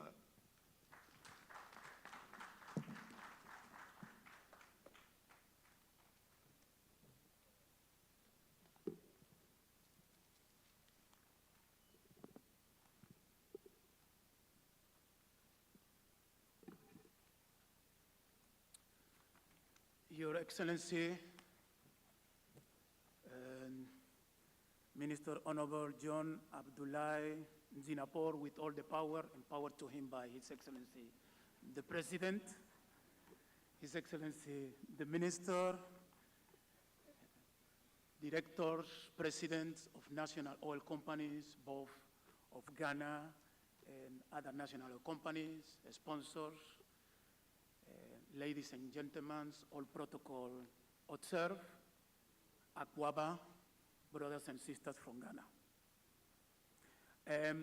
I am not here as a former Minister of Mines and Hydrocarbons of Equatorial Guinea, neither as a former Minister of Planning and Economic Diversification, neither as the current President of the Central Africa Pipeline System, but I'm more as a member of this Africa initiative to interconnect Africa energy landscape. Now, The reason that I'm coming here is because I have to do this work to convince everybody from the continent and out of the continent the importance of this initiative. And the best way I do it is by giving examples. And the example is, like I usually say in a lot of the events, numbers do not lie. His Excellency, ladies and gentlemen, we have one single country in Europe. This is France. France has a population of 68 million, and it has a total of 47,000 kilometers of oil and gas pipelines. At the same time, you can put together 3 countries, Nigeria with 200 million, Pakistan with another 200 million, and Egypt with around 100 million. That's a total of 500 million. Those 3 countries together only have 33,000 kilometers of oil and gas pipelines. So one single country in Europe, France, with only 68 million, do have more oil and gas pipeline than Nigeria, Pakistan, and Egypt together. The numbers do not lie. This is the reason why you see France is more industrialized. It has nothing to do about their people, their technology. It's because it has a better interconnection of pipelines. And this is not only France. There are many European countries, and especially the one in the former Soviet Union, Romania, Hungary, Bulgaria. Very few of us ask yourself why they are so reticent not to disconnect from Russia. And the reason is because they inherit a pipeline system that supplies them with gas, oil, electricity, and petrochemics. This is the reason all the industry that used to be in Spain and France and Italy moved to Romania, Hungary, and the rest. It's because they have the resources to be able to industrialize. Now, the solution, and this is what we need to copy what they have done, is to follow what we are doing regarding the Africa Continental Free Trade Agreement, but especially for energy, because we are talking about trading goods, we are talking about industrialization, but we are not talking about exchanging the commodity that is the more important one for industrialization. This is not just electricity. This is refined products, this is petrochemics. And this is what allows many European countries, Asian countries, American countries to be able to develop. The aim is to create a corridor that unites the region from ECOWAS, CEMAC, and SADC. It's a corridor of sharing of products from Senegal all the way to South Africa. Now, this is very important because the energy transition is a process. It's not a milestone that we need to achieve. And at the same time, the new alternative of resources is not here to replace nobody. It is here to be able to complement. The best example, and this is what I use in a lot of the events that I participate, is when we did the energy transition, meaning the civilization, the world, from the horses to the cars. And when you did the energy transition from coal to fossil fuel, it was never done in 1 decade, 2 decades. It has been done 100 years. And even today, people are still going with horses, and people are still using coal. So that means that the energy transition is a process. It's not a milestone that we need to immediately do the transformation. Now, if for any reason you are still doubt what I say, I will ask you to talk with some of the populations of Portugal and Spain that recently they have a 3-day blackout. Now, I need to congratulate them, especially in European, because they have been lecturing about Africa, the importance of net zero. I have to tell you one thing, they did achieve net zero. 0 electricity, 0 emission, and 0 explanation what happened. So I can guarantee you that the Spanish population, the Portuguese population, are going to be like the Africans. They're going to be doubting about this energy transition because they will be confident that just by using the renewable, you cannot electrify entire industry and give power to the population. Now, why they don't give an explanation what happened? It's because it's a combination of all of them. This is why the energy transition and the new resources are complementary. You are not going to eliminate fossil fuel. You are not going to eliminate. You are going to use it, combine it on what is used. You will never use just solar to do an aluminum plant. And at the same time, you are not going to be electrifying a house, again, with heavy fuel. So you need to be able to have a complementary that you can use all of the resources without having to eliminate any other alternative resources. Now, clearly, I want to reiterate the wrong narrative of energy transition. It's really what is creating us problems. Now, I am here to stress one more time, this is the moment for Africa. This is the moment from the regions of ECOWAS, the rest. This is the moment from Ghana. A lot of people will complain that all this drama created at the White House is negative for Africa. I want to disagree. This is our moment to be able to focus because they are very busy with the drama going in the White House. So with that, I want to say that this is the moment that we need to be able to create and make very clear the rule of the game. This is the moment that we need to attract new investors because investors like money, they don't like noise. Where they hear a lot of noise, they move. So at this moment, I can guarantee you they don't want to be there. They want to move. So this is the moment that you need to make sure that your house is very clear. So when they come, they know I invest my money makes this money, and I can be able to return back. At the same time, this is the moment to encourage exploration. Encouragement of exploration is very important because everybody knows and understands that without a drilling, you do not have a discovery. Without a discovery, you don't have a development. Without a development, you do not have production. And without production, you do not have revenue.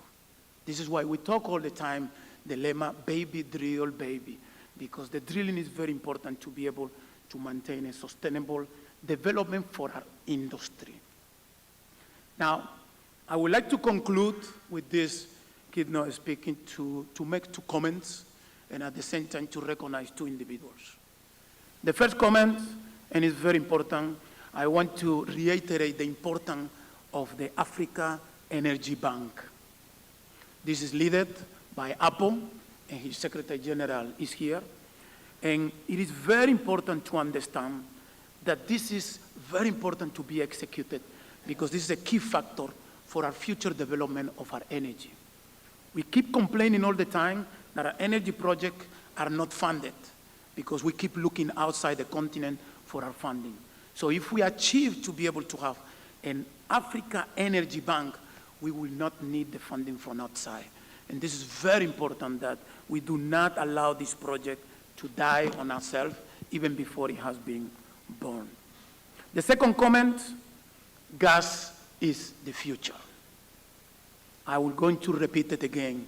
Gas is the future. We should not get behind. The Asians, they are developing. The Europeans, they are developing. The Americans, they are developing.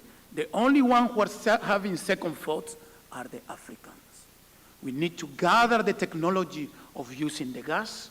There is many use of gas, and at the same time, we need to be starting implementing gas projects in our continent for both our population and of our industry.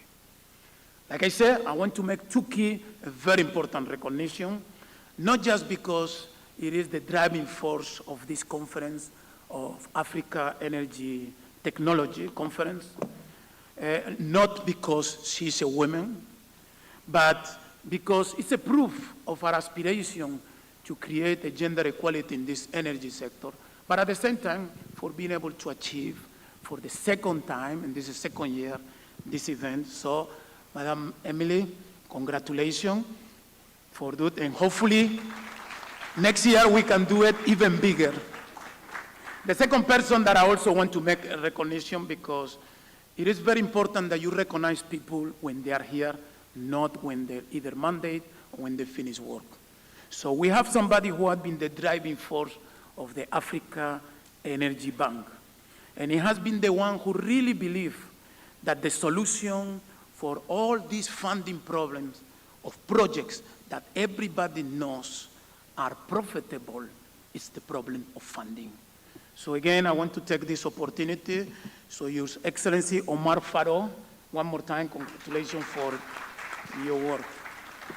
And finally, ladies and gentlemen, brothers and sisters, I want to leave you with my final thoughts that are very important.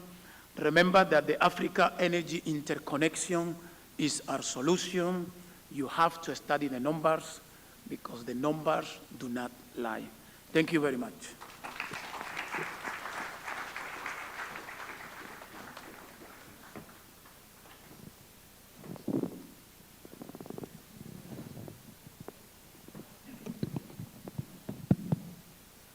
Thank you very much for a very interesting presentation. My job is simple. Over the next hour or so, and maybe even a bit less, I will interrogate my panel and see where we can find, if you like, similarities. Every time we are in a room and there are various nationalities, African nationalities, it always brings something to mind. Are our problems the same? Are they? Are they really? Are they different? How are our problems different? What can we learn from one another? What is it that some have done that latecomers don't need to copy? And so on and so forth.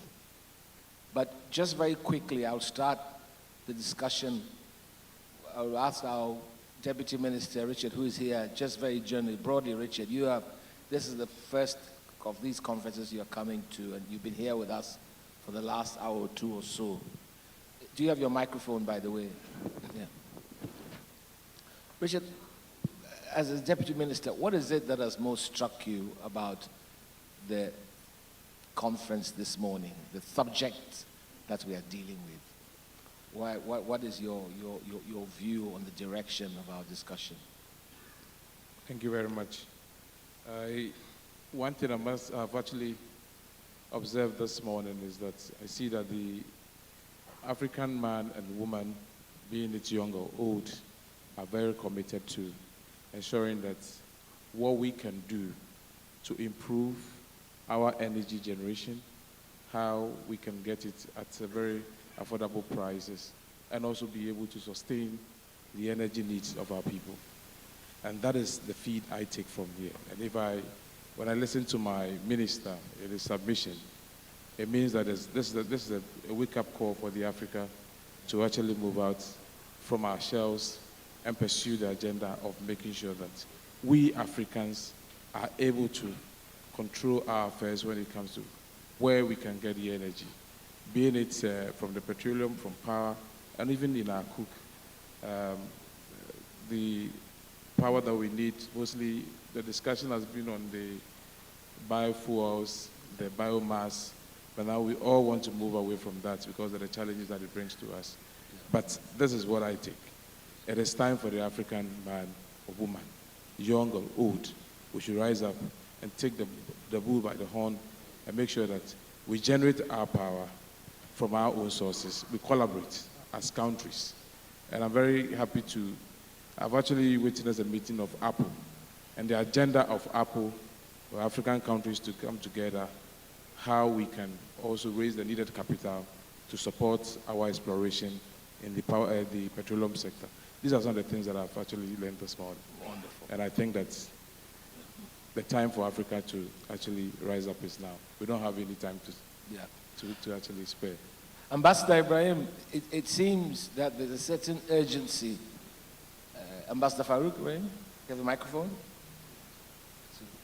Do you have a microphone, Thomas? Yes. It seems that there's a certain urgency. All of us seem very keen to do something different. I mean, I'm sure it's just because of things that have happened worldwide and so on.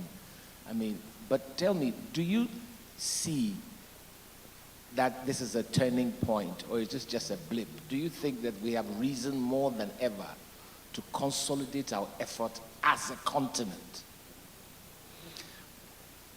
Yeah, thank you very much for the question. What is very clear from the morning papers that were presented, the speeches, is that transition is with us. But Africa, we still have lots of fossil fuels in the ground. And even globally, the transition should be tailored to, it's not one size fits all. It should be tailored to the realities on the ground, the state in which the countries are. And in that respect, you realize that Africa will share a common problem. Energy poverty cuts across. So we cannot go at the pace that those who have depended on the fossil fuels to develop their economies are going. Even them, all the big oil companies that had invested huge amounts in the renewable energy are all cutting back, reducing investments in the renewable energy and channeling those investments into the fossil fuels, oil and gas again. So we should not rush on the bandwagon like the developed countries and then go the same pace, more so as all the promises that were made, as the APPO Secretary told us this morning, none has come true. We cannot depend on them to lead us to the promised land. We must take our own destinies into our hands. And I think that the opportunity is right. For example, the future is AI. And AI thrives on data. So in Ghana, for example, the National Oil Company has put up a very excellent edifice, data center and research laboratory. As the APPO General Secretary mentioned, this can form the basis of the Center of Excellence. And if all the data is deployed in there, and then the machine learning takes place on this data, then new innovative solutions to our problems, all the way from exploration to distribution of the products, can be found in there. But these data centers are also huge consumers of power, and they cannot rely on the renewable, which is intermittent. So you need base load, cheap power. Where do you pick that from? Fossil fuels or hydro or nuclear? Which is the closest to us? Which one do we have in abundance? So I am unapologetically a fossil fuels guy. Maybe I'm biased because that's my background, but it is the way to go. But Honorable Gabriel made a very important point: infrastructure. The gas gathering infrastructure, gas transportation infrastructure. How come that in West Africa we've got only one pipeline across the 4 countries from Nigeria to Ghana? Meanwhile, we have huge deposits of gas. What is preventing us making use of the huge deposits of gas in Nigeria? The missing link is infrastructure, gas infrastructure. And I think the APPO Secretary General, sir, you were speaking about, and you mentioned the bank, the energy bank. Would you say, I'd like your view on that, that fundamentally the real issue is one of finance? What would you say? Thank you very much. Yes, finance is a challenge, but I think it goes beyond finance. Finance is critical. If you have the finance and you don't have the technology, you can't get anywhere. If you have the finance you have the technology, but you don't have the market, you can't get anywhere. So all three must be pursued in a way that will make us less and less dependent on others for finance, for technology, and for markets. And would you say that we are on that road? That's my point. Are we on that path or not? I believe that our biggest challenge as a continent is the perception, or rather really, I would say, many of our elites lack self-confidence. We tend to believe that until something comes from the so-called developed countries, it is not good enough. We look down on what we have and what we can do.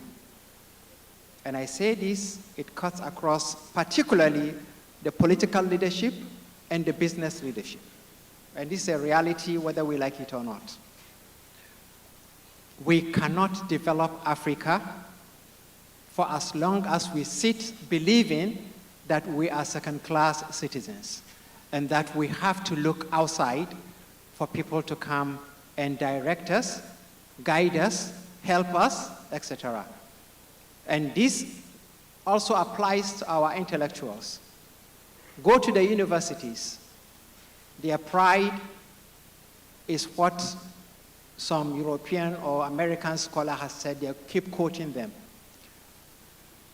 I honestly believe that we need to seriously begin to look within, have confidence in what we can do, and encourage our children to grow to believe that Africa can change without reliance on others. We've done this for over 60, 70 years since our independence. Where has it taken us to? So we have to cultivate that confidence in ourselves. And the challenge, in my opinion, is that we have an elite whose whole living conditions are determined by their consumption, what they wear, and I'm guilty of that too, what they eat, how they do, all of this, unless it comes from Europe or America, they don't think it's good enough. And for as long as you think that way, for so long will you not be able to get the energy to give yourselves, because you will continue to produce energy in order to export it to get the dollars or the euro or the pounds with which to buy consumables from the developed countries of the world. If we tame our consumption pattern, I believe the demand for foreign exchange in our economies will lessen, and the little that comes in can go into actual development, not consumption. Right. Ladies and gentlemen, China, some 50 years ago, where was it? China didn't just open its doors to Europe and America. They looked within. And today, they are the economy to beat. On the other hand, we are not doing that. The second point is, even if we look within, for as long as we don't cooperate and collaborate, we will not get anywhere. I look back and I say that our earliest leaders, people like Dr. Kwame Nkrumah, were visionary leaders.